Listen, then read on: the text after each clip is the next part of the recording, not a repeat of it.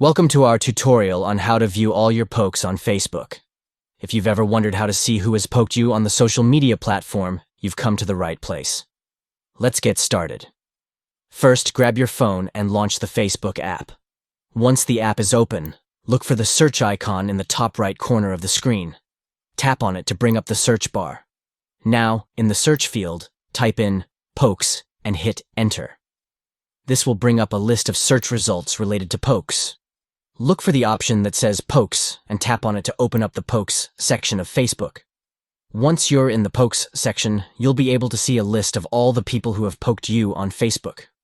You can now scroll through the list and see who has poked you recently or in the past, and there you have it. That's how you can easily view all your pokes on Facebook in just a few simple steps. So next time you're curious about who has poked you on the platform, just follow these steps to find out. Thanks for watching, and stay tuned for more helpful tutorials and tips on using social media platforms like Facebook.